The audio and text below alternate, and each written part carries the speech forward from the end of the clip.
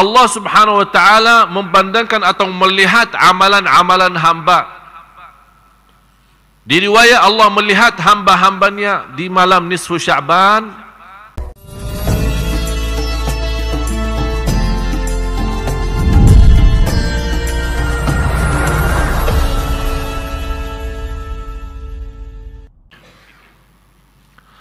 Perbedaan pendapat itu salah satu hikmah dan sunnatullah. Kenapa ada perbedaan pendapat? Karena pemahaman dan fikiran manusia berbeda. Oleh karena itu tidak akan bisa satukan umat dalam satu pendapat. Yang bisa disatukan dalam satu pendapat kalau sudah ada jelas-jelas perintah atau larangan dalam ayat maupun dalam hadis. Kenapa muncul berbeda pendapat? Contohnya nisfu Sya'ban. Memang ada hadisnya. Ada hadis apa? Hadis yang disahihkan Syekh Al-Albani rahimahullah. Syekh Al-Albani salah satu ulama yang terbaik sedunia, yang sudah diakui sebagai ulama ahli hadis, teliti hadis ini dan beliau menyampaikan hadis ini sahih. Dan riwayat bermacam, ada Musnad Ahmad bin Hanbal, ada Musannaf Ibn Syaibah, ada Tabarani, ada Baihaqi, banyak riwayat. Yang di situ Rasulullah SAW menjelaskan, Inna Allah la yattali'u, Allah Subhanahu wa taala memandangkan atau melihat amalan-amalan hamba. Di riwayat Allah melihat hamba-hambanya di malam nisfu Sya'ban, dan Allah mengampuni semua dosa-dosanya kecuali dua orang. Yang pertama, yang berbuat syirik, itu tidak diampuni Allah SWT. Kalau dia taubat, ya jelas dengan taubat Allah ampuni. Yang kedua, musyahin. Musyahin itu seorang penahan marahannya atau penahan dendamnya. Atau termasuk juga orang-orang yang suka menebar fitnah. Adu domba, isu orang sana, isi sana. Jadi perbuatannya tidak sesuai, malah dia memfitnahkan supaya ini berpisah umat, berpecah umat. Ini juga termasuk orang yang tidak diampuni Allah Subhanahu wa taala. Jadi lewat hadis ini jelas-jelas menyampaikan keutamaan dan kemuliaan malam nisfu Sya'ban. Di situ ini hanya satu-satunya hadis dalam bermacam riwayat. Disitulah muncul perbedaan, karena malam nisfu Sya'ban malam utama atau malam agung. Di situ Allah mengampuni dosa-dosa hambanya. Boleh enggak menghidupkan malam ini dengan salat malam? Ini muncul perbedaan. Kenapa muncul perbedaan? Karena memang tidak ada hadis yang kuat seperti ini yang menjelaskan jagalah salat malam di nisfu Sya'ban. Kalau memang tidak ada hadis yang memerintahkan menghidupkan nisfu Sya'ban dengan salat malam, boleh enggak kita lakukan? Jawab.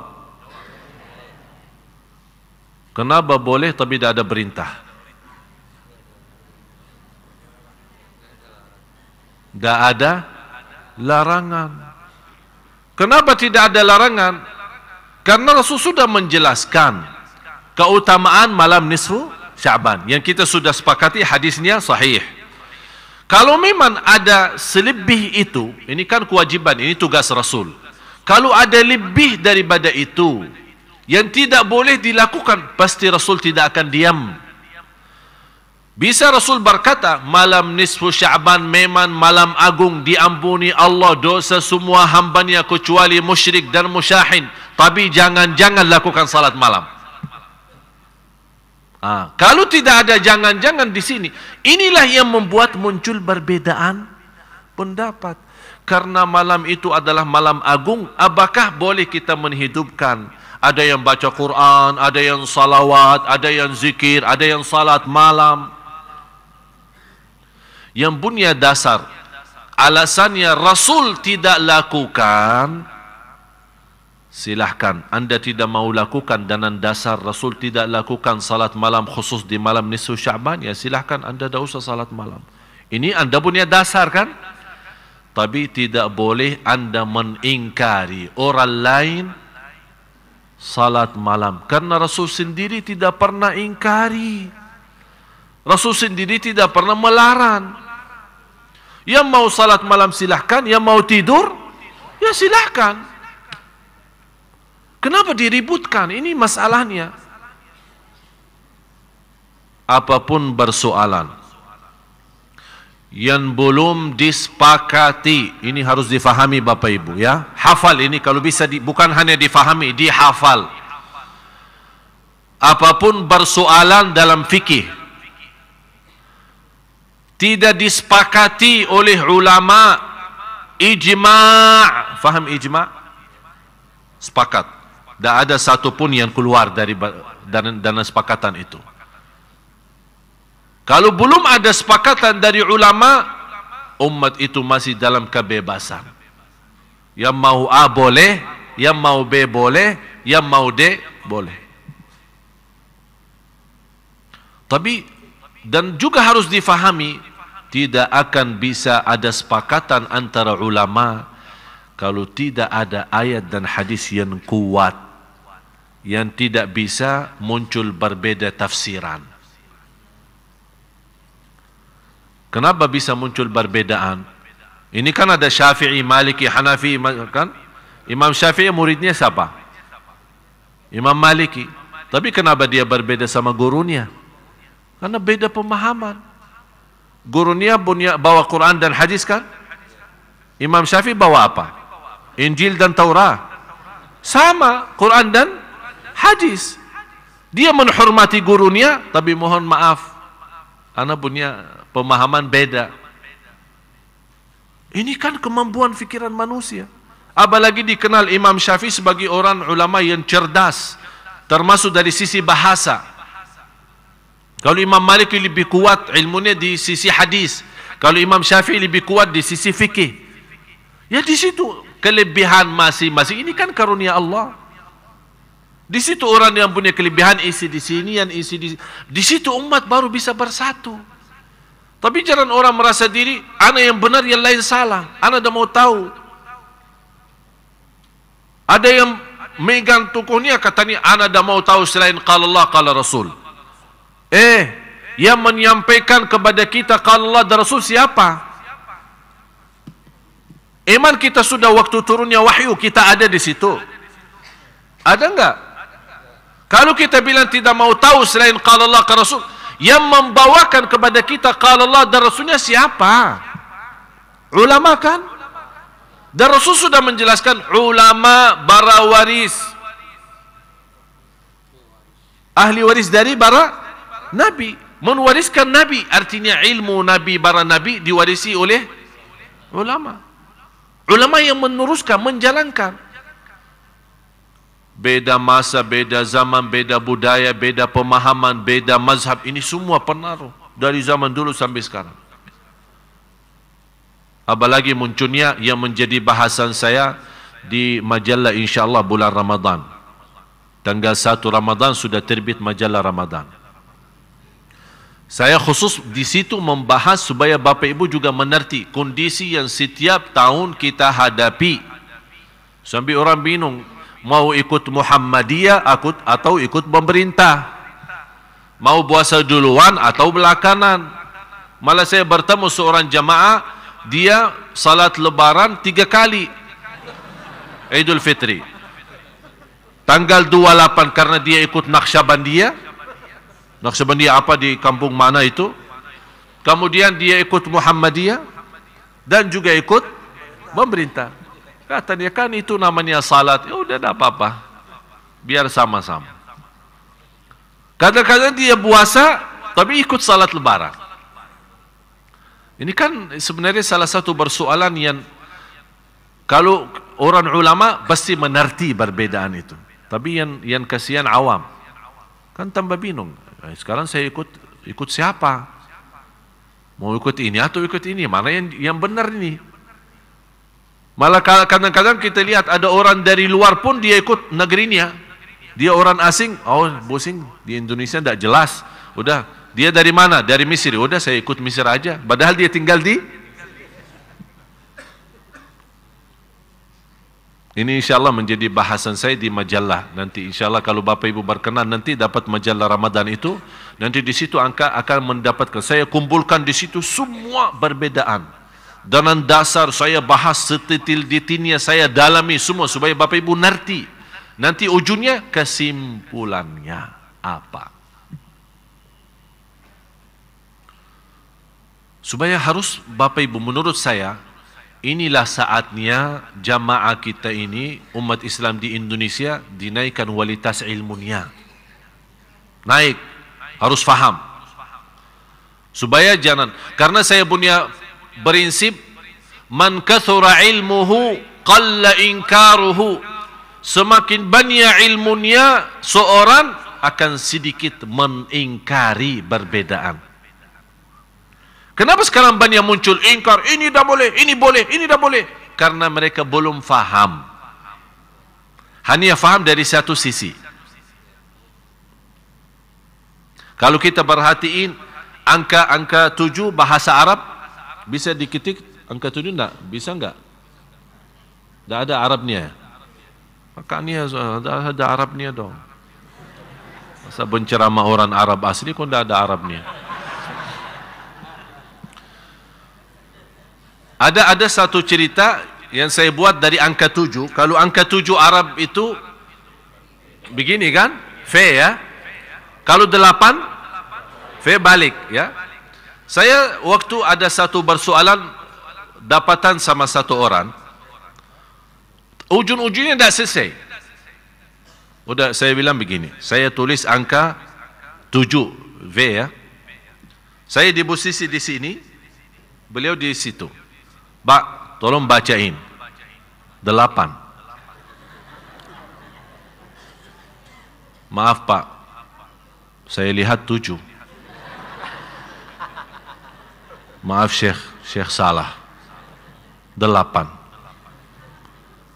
Maaf, inti belum faham. 7. Ribut 8, 7, 8, 7. Habis itu dia bosan. Belum faham ya apa yang saya maksud. Enggak. Udah begini. Karena inti megang pendapat ente, ana megang pendapat saya. Tidak akan nyambung. Udah begini aja. Tolong Pak Bindah datang sini tolong sama saya sebelahan. Biar kita jadi sahabat. Begitu dia datang, ayo bacain apa? 7. Udah, ajak saya ke sana biar kita sama-sama sahabatan. Tapi di sebelah sana, ayo, 8. Ternyata kata inti benar, kata ana juga. Kenapa ribut? Cuma masalahnya perlu kita sedikit memposisikan diri di mana. Padahal sebenarnya dua-duanya benar. Tidak ada yang bawa kufur. Udah yang buat nisfu Sya'ban kafir masuk neraka. Alhamdulillah tidak sampai masuk neraka. Jadi cuma masalahnya ada sedikit. Karena memang tidak ada ayat ya ayyuhalladzina amanu jagalah salat malam nisfu Sya'ban atau tidak ada perintah, tapi di sisi lain tidak ada larangan. Itu aja. Karena di sini inti tidak menerima perintah, saya tidak menerima larangan, karena prinsip Rasulullah SAW ada perintah atau larangan. Dan banyak hal yang lain seperti itu. Dan tidak ada dasar kuat alasannya kita tidak boleh lakukan kecuali yang dicontohkan oleh Rasul. Ada orang berkata, kenapa bikin begini? Apakah dicontohkan oleh Rasul? Saya pernah duduk di masjid megang tasbih. Saya suka kalau megang tasbih, saya suka diam-diam ya. Saya itu mau buat apa tunjukin orang? Pas live di TV ditunjukin tasbihnya. Oh, Masya Allah ahli tasbih. Ya, ahli tasbih sendiri, jangan di hadapan orang. Jadi kalau saya lagi duduk sendiri, suka megang tasbih. Tapi saya tunjukin ke orang. Tapi kebetulan pas ada orang sebelah saya, lihat tasbih. Langsung negur saya. Mohon maaf Syekh, saya rasanya tidak enak. Apa? Tasbih bid'ah.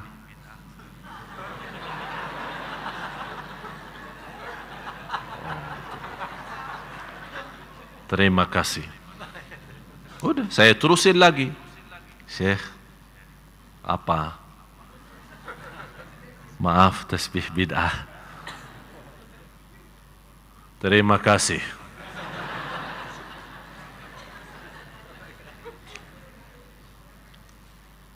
Kan kita orang Islam, tak boleh melanggar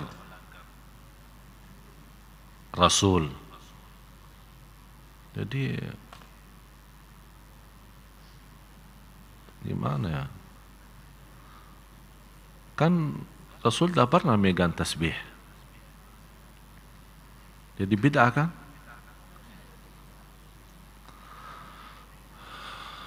Duduk. Nanti sekarang membuat konsentrasi saya hilang gara-gara. Udah, saya masukin tasbih, ayo duduk. Apa dasar kamu tasbih itu bid'ah? Saya minta dasar yang kuat. Ya ayyuhalladzina amanu, jangan megang tasbih. Itu sudah jelas, kuat. Dah boleh kita tawar-tawaran di sini kan? Sami'na? Ana minta menurut ente, seperti tadi kan 78 kan? 78. Kenapa tidak boleh? Kenapa menurut ente tasbih itu bid'ah? Alasan saya, tasbih itu tidak ada di zaman Rasul.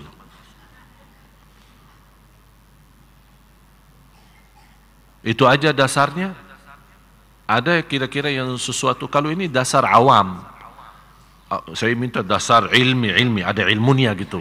Supaya saya faham, harus bisa terima. Kalau kata-kata begini tidak bisa. Ya itu dasar saya, karena tasbih tidak ada di zaman Rasul, jadi sekarang munculnya tasbih jadi bid'ah. Udah saya jawab dengan prinsip yang sama. Kamu dari kepala sampai ujung kaki bid'ah, karena kamu tidak ada di zaman Rasul.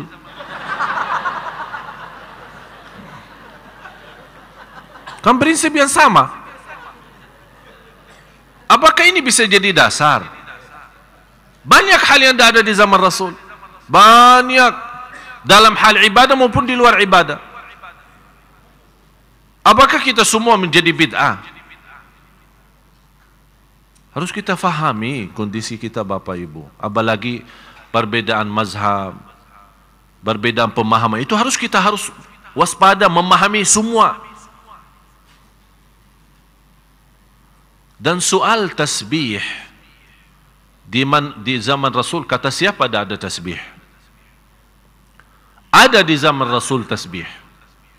Salah satu istri Rasulullah SAW bertasbih, tapi bukan tasbih yang kita kenal sekarang. Dulu tasbihnya mereka dengan batu. Rasulullah SAW melihat seorang istrinya, begitu Rasul keluar subuh, kemudian salat subuh, balik lagi. Ini di hadis Sahih Bukhari Muslim. Rasulullah SAW balik lagi, melihat istrinya di tempat tadi tidak berubah dan masih teruskan tasbihnya. Kata Rasul, dari tadi kamu masih berzikir? Dia lagi megang batu. Kata istrinya, ya Rasulullah. Kata Rasulullah SAW, saya setelah kamu mengucapkan 3 kali sebuah kata, kalau ditimbang di sisi Allah jauh lebih berat 3 kali yang saya ucapkan daripada sepanjang kamu duduk baca zikir itu. Subhanallah wa bihamdih adada khalqih wa ridha nafsih wa zinata arshih wa midada kalimatih. 3 kali. Ulama menambil dari hadis ini, Rasul menegur istrinya soal zikir. Memberikan zikir yang simpel, yang sederhana, tapi pahalanya lebih besar daripada sepanjang dari subuh sampai terbit matahari. Tapi Rasul tidak membahas soal batu yang dimegang sama istrinya. Ulama mengambil kesimpulan, Imam San'ani, salah satu ulama Ahlus Sunnah yang besar di Yaman, beliau menyampaikan, karena Rasul tidak mengingkari memegang batu dan zikir dengan batu, tidak ada perbedaan dengan batu yang tertumbah sama batu yang tersusun. Batu yang tertumbah sama batu yang dimaksud ya tasbih. Yang sekarang kita namakan tasbih. Katanya Rasul kalau berzikir tidak pernah megang tasbih, beliau bertasbih dengan tangan. Sekarang bertanya saya, ya Allah pusing kadang-kadang. Bertanya saya, yang sekarang bertasbih dengan tasbih, dia baki tangan atau baki kaki? Baki tangan atau baki kaki? Katanya Rasul kalau bertasbih dengan tangan. Terus yang lagi memegang tasbih baki apa? Baki tangan juga. Apa bedanya baki tangan dengan jari sendiri atau baki tangan dengan tasbih? Bedanya apa? Tolong kasih tahu bedanya apa? Ya kecuali kalau ada orang bertasbih dengan kaki, baru kita bilang oh maaf, Rasul kalau bertasbih baki tangan. Terlalu apa namanya lebay ya.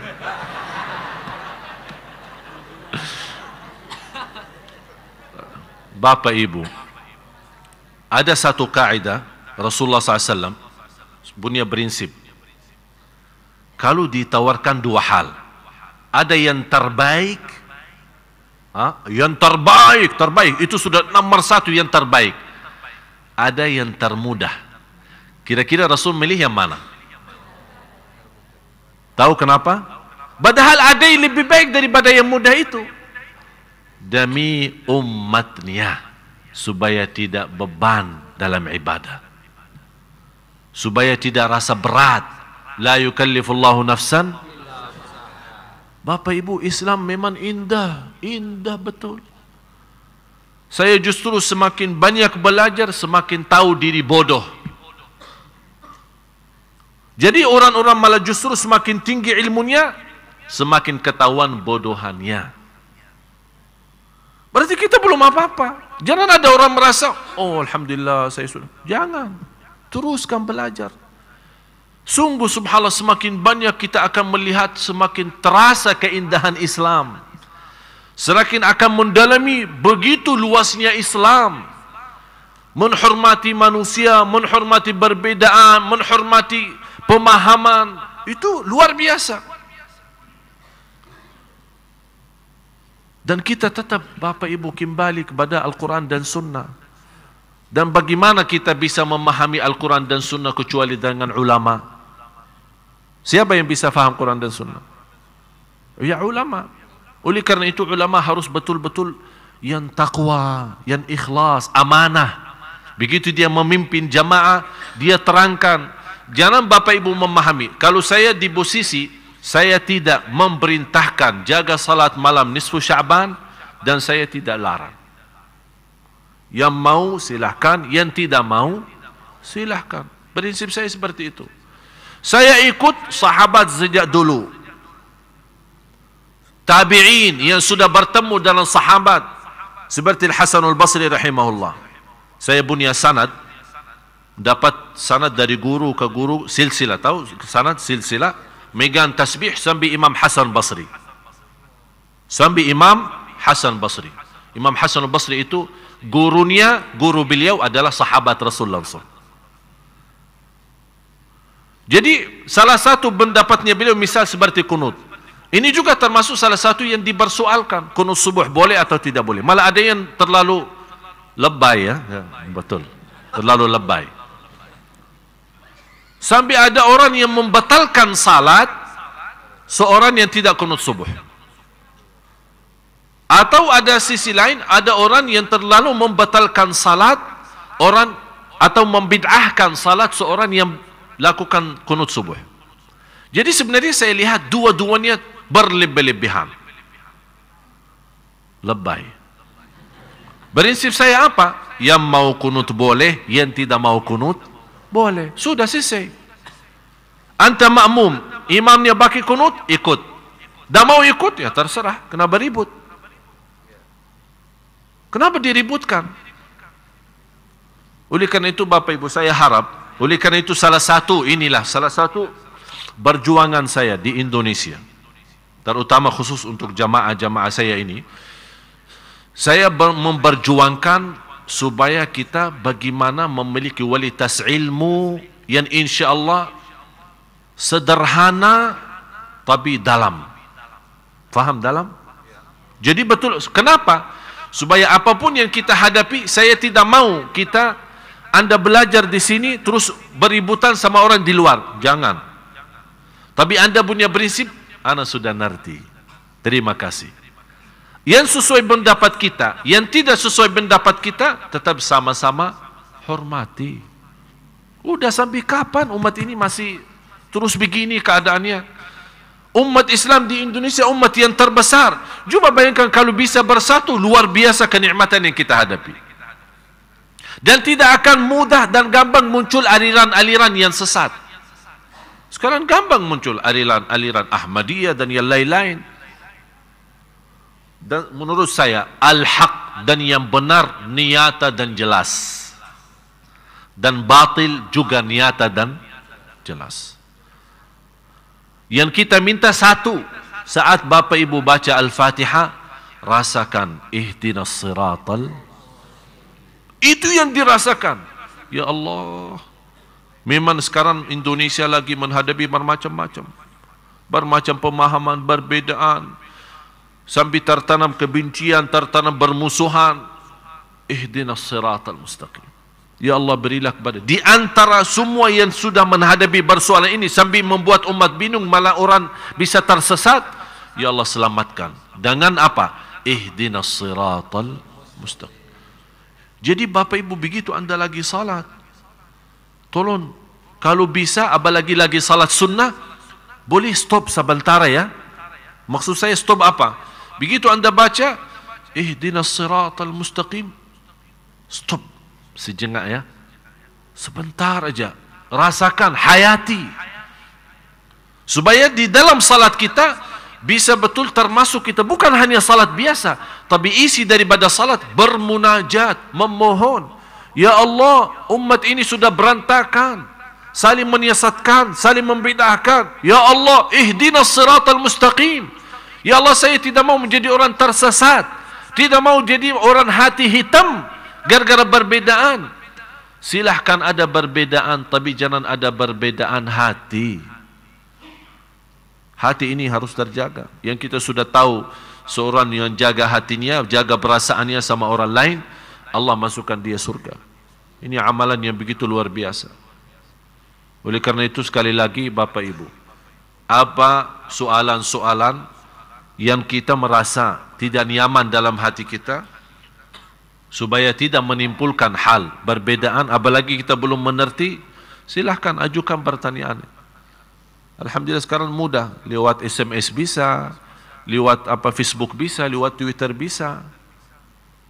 Kita melayani jamaah semaksimal mungkin, semampu saya, insya Allah kita. Yang penting kita harap ini ihdinas siratal mustaqim.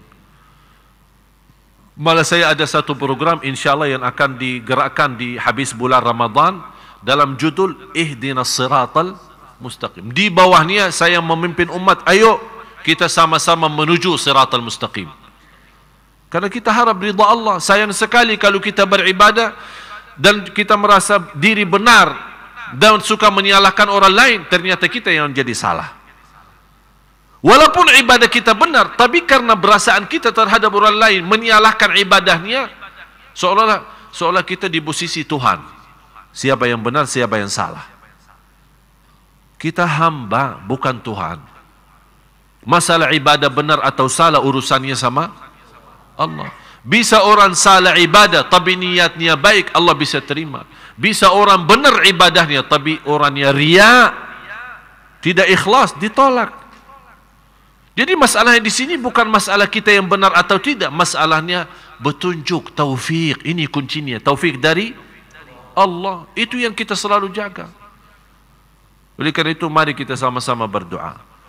Minta betul-betul bersama, buka hati, tunjukkan hajat dan kemiskinan kita kepada Allah Subhanahu wa taala lewat doa. Kita harap kunci taufik malam ini, insya-Allah Bapak Ibu semua mendapatkan kunci taufiknya. Kalau kita bisa dapat kunci taufik, subhanallah, semuanya lancar. Dunia lancar. Ini taufik tidak bisa terikat dalam hal ibadah saja. Dalam rumah tangga memerlukan taufik, dalam urusan dunia memerlukan taufik, dalam belajar perlu taufik. Dalam perjalanan menuju ke rumah, pulang ke rumah, datang dari rumah ini memerlukan taufik. Supaya tidak salah jalan, tidak salah, tidak nyasar, tidak apa. Ini semua akan perlu taufik. Itu yang dimaksud hidayah yang tertinggi, yang diharapkan oleh semua orang, termasuk ulama, para awliya, para salihin, adalah hidayah taufik yang dimaksud dalam firman Allah, ihdinas siratal mustaqim. Nabi kita Nabi SAW memohon itu, ihdinas siratal mustaqim. Oleh karena itu sekali lagi kita bersama-sama doa, dan semua yang ke depan Bapak Ibu yang berminat, berkenan membantu dakwah kami, saya menyampaikan ribuan terima kasih. Bukan saya senang karena Anda membantu dakwah, tapi saya yakin Anda nanti akan rasakan senangnya, karena alhamdulillah dakwah kami betul-betul tidak ada yang salah guna, semaksimal mungkin menjadi berguna bagi umat. Oleh karena itu support dakwah kami, support dengan doa. Ada masukan, ada nasihat, kami terima, silahkan. Yang mau datang sini, mau ketemu di rumah, silahkan. Kami terbuka lahir batin untuk semua jamaah. InsyaAllah supaya kita yuk sama-sama, mari kita tuliskan nama kita di hadapan Allah, menjadi orang yang menyebarkan cahaya Allah di bumi. Kita tidak tahu siapa di antara kita yang meninggal hari ini atau besok. Tidak ada yang tahu. Oleh karena itu bahagia Bapak Ibu kalau kita bisa mendapatkan nama kita di hadapan Allah. Coba bayangkan rasanya, kebahagiaannya kalau kita di hari kiamat dipanggil, Bapak Ibu, marilah Anda terpilih menjadi orang yang memperjuangkan agama Allah. Luar biasa. Jadi tidak boleh kata kalau saya di dalam kamus saya selama di Indonesia tidak ada kata tidak bisa. Dan saya yakin semuanya Bapak Ibu bisa. Ada yang bisa dengan merasa tidak punya ilmu banyak, tapi insya Allah dengan rezeki yang ada dia bisa. Dengan ucapan yang baik dia bisa. Dengan doa dia bisa. Dengan hati yang ikhlas dia bisa. Dan semua saya yakin semuanya bisa. Masing-masing punya kelebihan. Saya tidak minta semuanya, tapi lebih baik banyak ikhlas daripada sedikit tidak ikhlas. Betul ya? Mari sama-sama kita berdoa.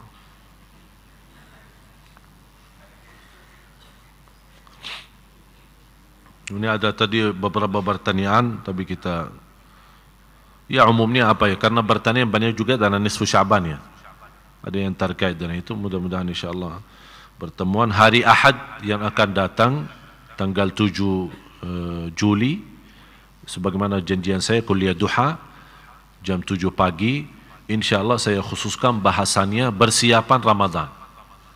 Apa yang wajib kita penuhi, amalan-amalan, fikih-fikihnya, supaya kita masuk dengan ibadah yang mantap, supaya tidak ada yang keliru, dan supaya betul-betul kita manfaatin, karena kita tidak tahu Bapak Ibu, Ramadan yang akan datang, Anda sendiri tahu, tahun kemarin ada keluarga kita, ada jamaah kita yang bersama kita, tapi tahun ini sudah dipanggil oleh Allah duluan. Kita tidak tahu. Oleh karena itu saya selalu berdoa, mudah-mudahan Bapak Ibu panjang umur, ketemu bulan Ramadan sampai habis, InsyaAllah dalam keadaan sehat walafiat dan iman. Oleh karena itu maksimalkan Ramadan, belajari sebelum masuk Ramadan, harus bersiapan belajar. InsyaAllah kuliah duha hari Ahad tanggal 7 Juli khusus saya membahas soal Ramadan, supaya InsyaAllah kita bisa menyampaikan hajat-hajat kita, supaya Ramadan kita menjadi insyaAllah lebih baik daripada yang lain. Dan khusus untuk ibu, mohon maaf saya tadi lupa nama ibunya, Ibu Eni ya. Ini ada seorang jamaah yang sebenarnya beliau aktif dari Bogor. Beliau aktif sekali datang ke masjid ini, tapi tiba-tiba karena stroke, jadi kasihan beliau tidak sampai saya telepon beliau, nangisnya luar biasa. Jadi kita doakan beliau semoga Allah sembuhkan, Allah hitungkan. Dan kelebihan orang sakit satu, semua amalan ibadah selama dia sehat, karena dia tidak bisa laksanakan dalam kondisi sakit, Allah tuliskan ibadah